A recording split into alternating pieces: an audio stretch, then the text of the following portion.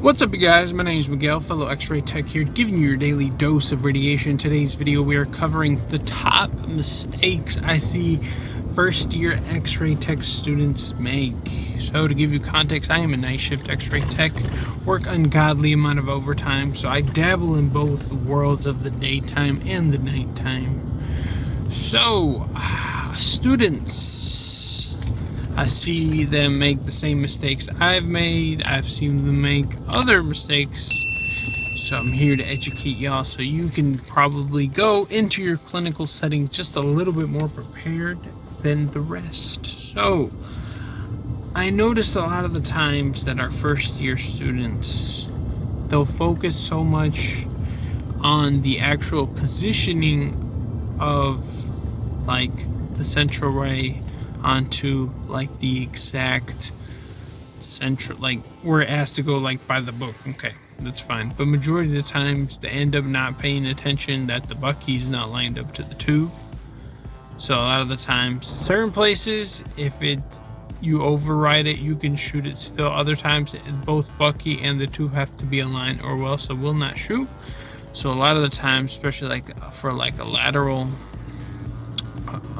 L spine, because you have to put for the spot, you angle the tube, and if you don't adjust the bucky when you shoot it, you're going to clip anatomy. So a lot of the times I've noticed that a lot of the students they're so focused on the actual positioning that they'll forget that.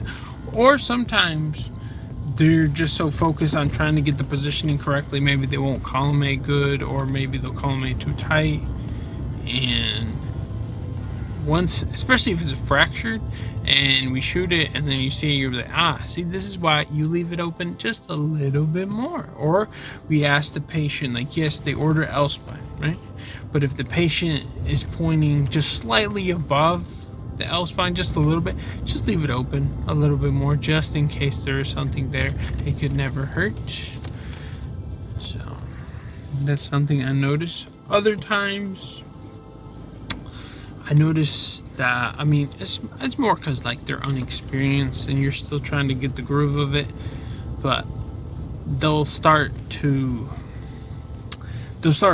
to the patient, trying to get some history, or sometimes they'll forget to get history and just be like, especially if the patient has like a lot of exams, they're so focused on trying to like remember all the exams, they'll like forget to ask history for like basic pregnancy, or to check for jewelry, or especially like for L spines or other stuff where if metal's in the way you have to remove.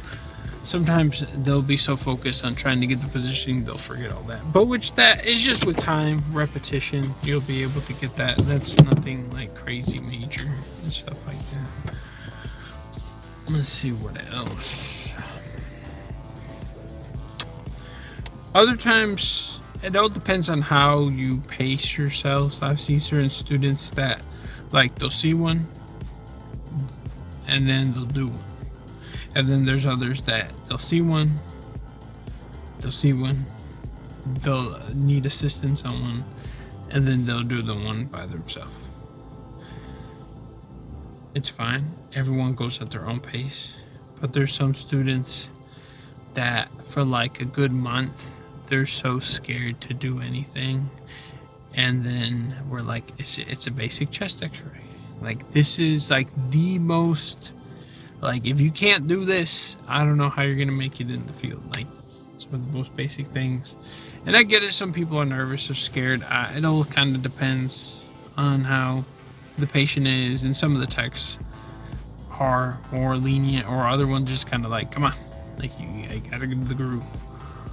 But it's just with time, like simple stuff like that. Or I noticed too that if we have a patient, right, and their name is similar, sometimes they'll be nervous and they'll bring back the wrong patient. There's been many times where we send them to go get someone from the waiting room, and a patient will come up, tell them their name, and they'll forget to check the wristband.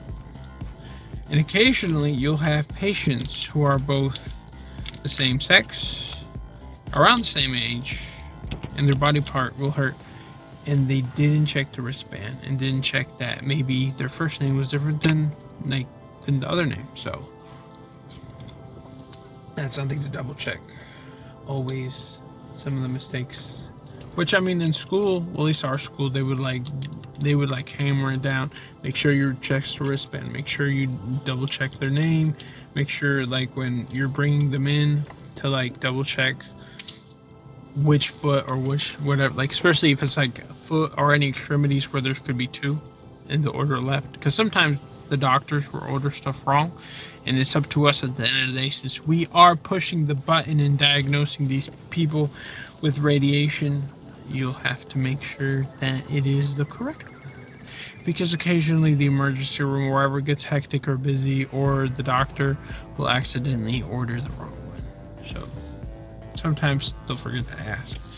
And once again, as always, like us as techs, since we do it so often, the same things, you can kind of pick up like any error, any little things pretty easily, I would say.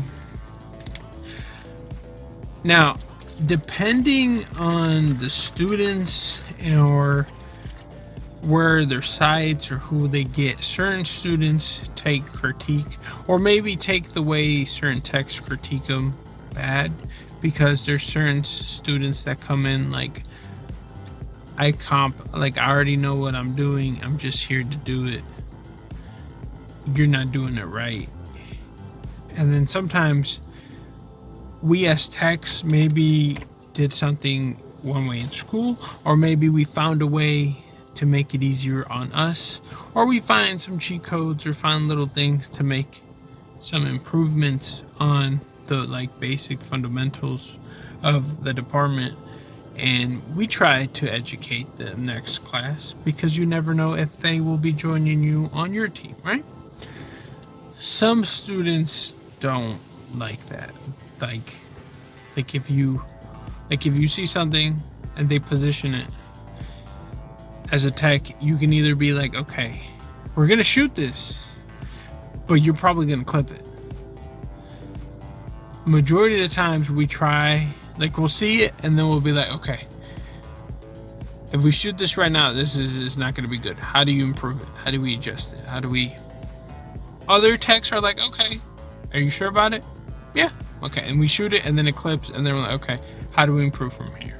I would rather us, before we expose the patient, especially if we see it as techs, be able to critique it and before, because other students, if you move their stuff or if you adjust or do anything, they feel like you're just like being picky or just kind of like bullying them. Or I don't know, certain students are more, they feel a type of way about that. I would rather them, like when I was a student, I'd rather them tell me like, hey, this is how we fixed it, so I can learn from my mistakes and do better.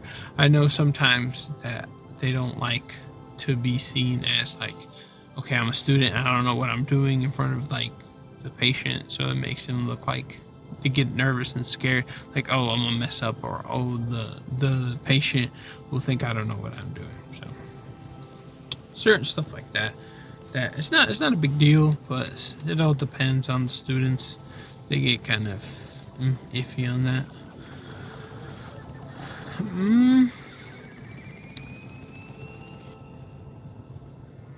Showing up to your site, sometimes we have certain students that are notorious for constantly being late.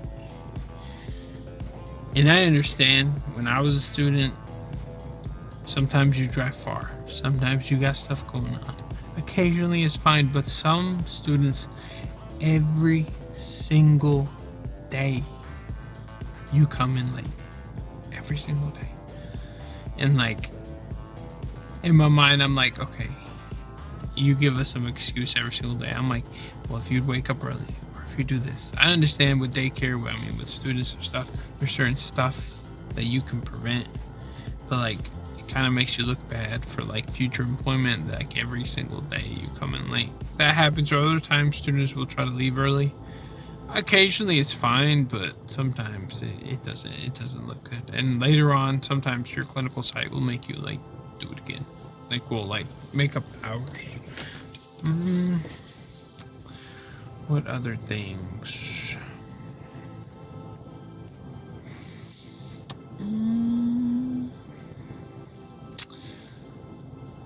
sometimes they'll forget to ask like some of the more basic questions, especially like for fluoroscopy exams.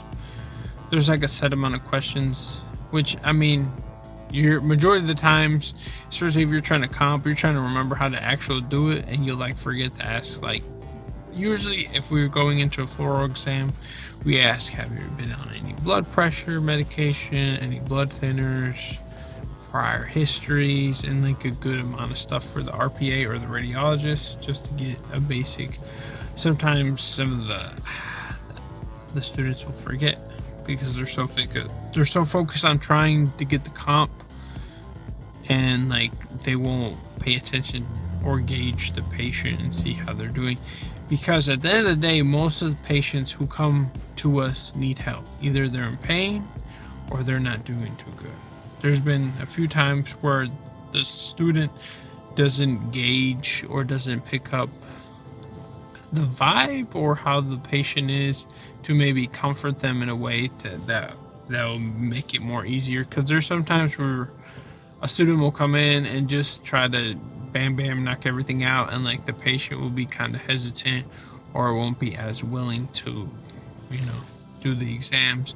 So there is a level of gauging or understanding of the communication between the patient to be able to see, because like you can't treat all the patients the same way.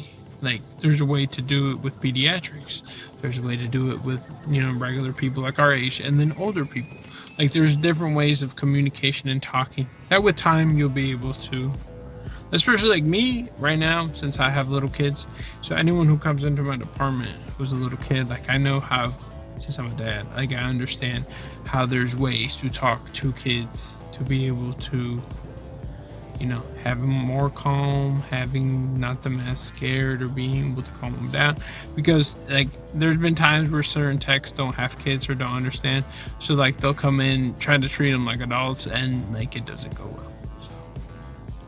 So that it takes time, and hopefully wherever you are, you're able to have good techs that are nice and are willing to take you under the wing, because at the end of the day, we were all there once, and I was thankful enough that I had good techs to teach me. But there's other times where I've heard other students complain that all the techs are mean and they don't like students. So you can't really choose or dictate where you're going to be, as most of the times they just pick your clinical site and you're dealt with the techs you're dealt with. So as long as you're willing to be doing all the exams, be able to put effort, I think no tech should really be getting mad at you. Yeah, it's been your boy Miguel. See ya on the next one.